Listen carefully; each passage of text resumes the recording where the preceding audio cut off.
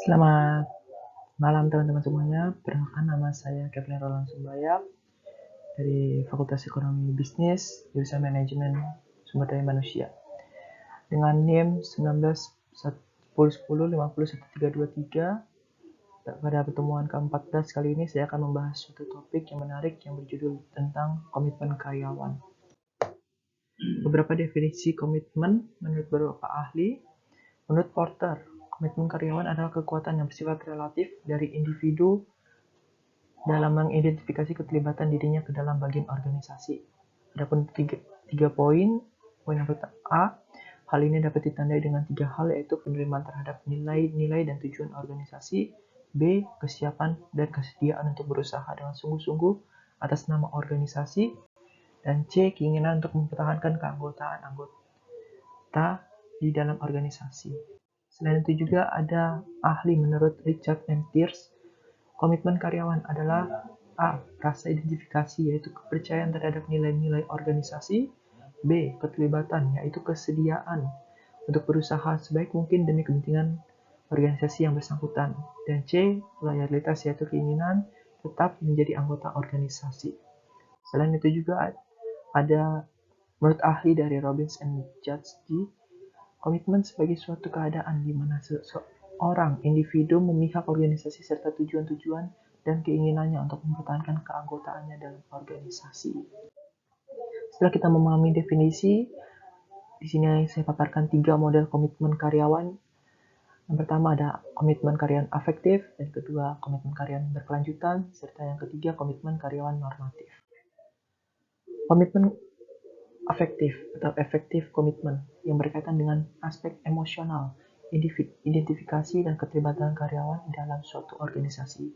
Komitmen afektif merupakan suatu proses sikap di mana seseorang berpikir tentang hubungannya dengan organisasi dengan mempertimbangkan kesesuaian antara nilai dan tujuannya dengan nilai dan tujuan organisasi.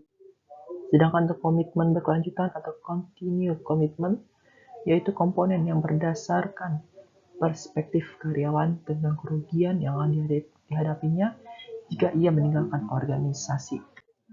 Dan yang terakhir, komitmen normatif atau normatif komitmen didefinisikan sebagai perasaan-perasaan seperti tanggung jawab, loyalitas, atau kewajiban moral terhadap organisasi.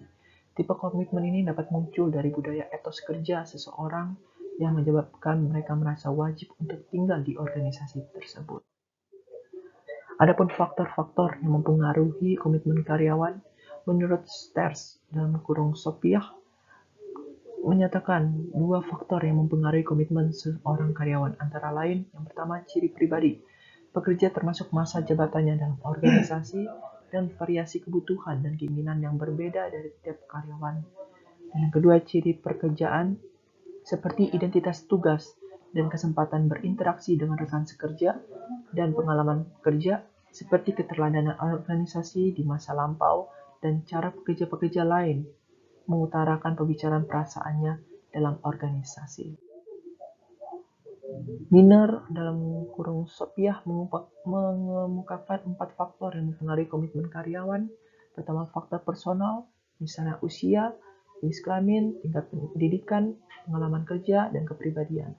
Dan yang kedua, karakter pekerjaan, misalnya lingkup jabatan, tantangan dalam pekerjaan, konflik pekerja, peran, tingkat kesulitan dalam pekerjaan. Ketiga, karakter struktur, misalnya besar kecilnya organisasi, bentuk organisasi, kehadiran serikat pekerjaan, dan tingkat pengendalian yang dilakukan organisasi terhadap karyawan. Dan yang terakhir, keempat adalah pengalaman kerja.